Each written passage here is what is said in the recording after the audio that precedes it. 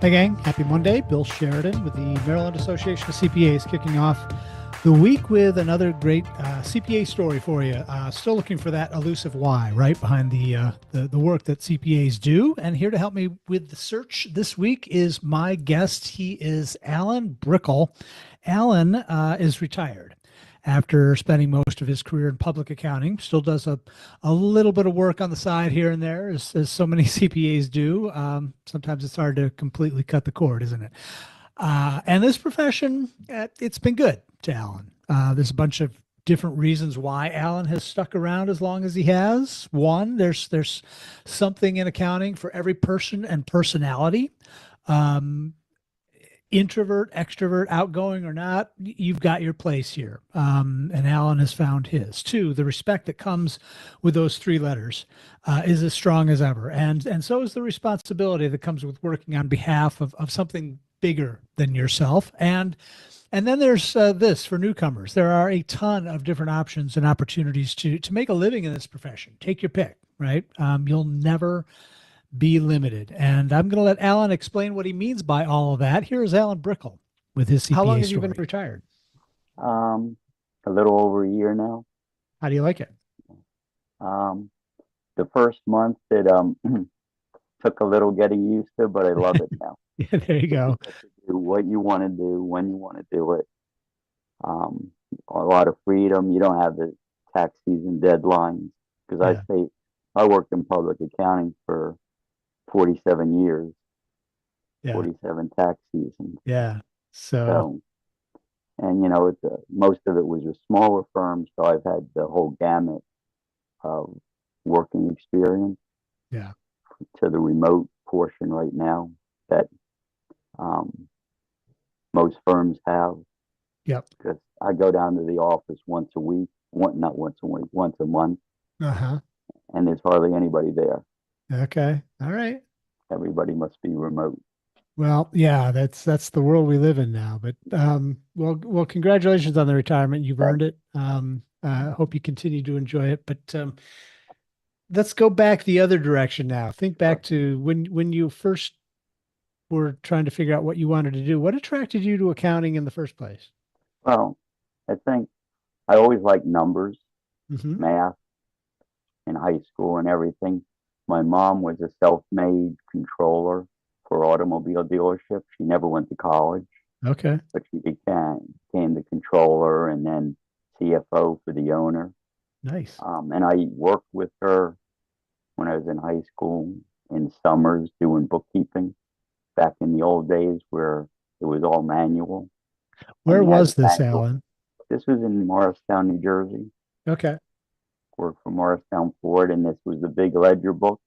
I Uh-huh. don't know if you ever seen postings of big ledger books, but you had tabs where you would put cardboard on the top on the page that you posted to for debits, Yeah. and Yeah. on the bottom for credits to make sure you balance after you manually added up your totals Yeah. to try to find your error. And it just, I guess, I like that you have end results. Some of it's gray, it can be interpreted different ways by different people, but you always usually you come up with a final result. Yeah. And I'm Yeah. that type of person who seems to like that. That's great. That's great. Um, so you were in 47 years. That's a long Hmm. time. Were you in public accounting for that whole time? What I was, tell me a little bit yeah, I about was in your public journey. accounting for the whole time. Hmm. Um, I always wanted to be a CPA. When I went to college, becoming a CPA was like the goal that everybody had in our accounting classes. And it's just the profession is, um, I mean, it's ethical, had a lot of respect, always wanted to be a CPA. Had a choice to start in government, but I decided to go public, not in public accounting. And I Yep. started with a small firm with only two partners in DC. It was hard to get jobs back then. Back I graduated in '76. Job market was very tight. I then went to another firm in DC, which had like 6 partners, and then the commute was very tough for DC, so I switched to Baltimore. Yeah. I worked for Narron Wagner, who got bought by Ellen and Tucker. Gotcha. Oh, And I like taxes, but I also did accounting. So I was like a lot of clients, like a hired controller, where the mhm. clients, they could be very big clients, but they didn't need a full-time controller. So they had a bookkeeper, but I would go in on a monthly basis and help them close their books and discuss it with the owners. So you got to meet with the owners. Yeah. Yeah.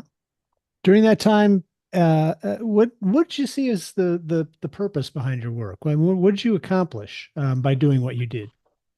Well, I mean, besides doing the task oriented, um, most of the, like I said, you got to meet with owners and they respected you, and you got to help them understand the company, how they were doing, the importance of um, keeping monthly records so they know how they were doing instead of just flying by the seat of their pants.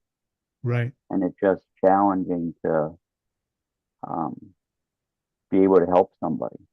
They saw you as somebody who can help. And what's great about the profession is if you're more of an outgoing person, so a lot of accountants don't like to meet with people. Right. Um, like a tax department, they don't ever want to talk to the client. I was on the accounting side, so I would always be the person who they give me the questions, call the client up. But if you're outgoing, you could be in sales. You know everything financial, you help businesses, but you could be out whining and dining clients. Sure. So there's so many avenues in the profession that you can go to. Not only you don't have to be public, you can go private, you can go government.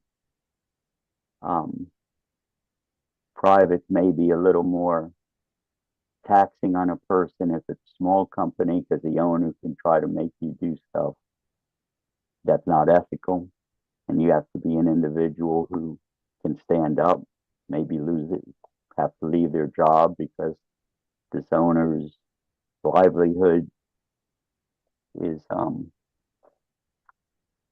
with the numbers, and if Right. he's not meeting it, he might want you to do stuff that you shouldn't really do. Yeah. So Yeah. Those are some of those tough choices that you have to yeah. make in the name of doing the right thing. Mhm. What do you love most about being a CPA?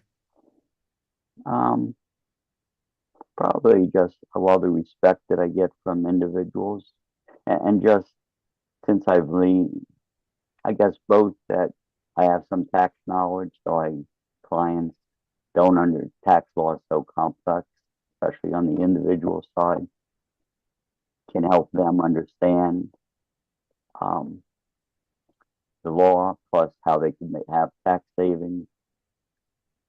Also on the accounting side, which I do, is just helping the clients understand their finances and being able to not be stuck in the in office all the time, and you get to go out to be with other people. It really is there's a notion of interpersonal relationships in this profession that um, you might not think of, the first time you stop to think about a career in accounting, but there's a people aspect to it that Yes, that is key to what you do. yeah, a lot of clients were very unhappy when they heard I was retiring, and they didn't want me to not do not retire, so they didn't want me to stop doing their work. That's got to make Um, you feel good yeah, in a certain sense. Yeah, means you were doing good work for them. right. And of course, we're always looking for new folks to enter the profession. We've got folks like you who are on their way out. We Right. need more people coming in. What would you tell a young person who's trying to figure out where they belong and where they fit in? What would you tell them about accounting? Why should they consider this as a career path? Well, I would tell them that being in accounting gives you so many different opportunities to make a living. You could wind up with a lot of degrees. You're spending a lot of money to get your degree, and when you come out in the work for ready to work, you can't find a job. So you're not stuck that you guys got to go public accounting. You have avenues of public. You have avenues of government, private, financial. And if you don't want to just do accounting, but you understand finances, because that's what the degree's a lot about, you can become like a stockbroker, investment advisor, can work in insurance. You just, your whole career will never be um, limited.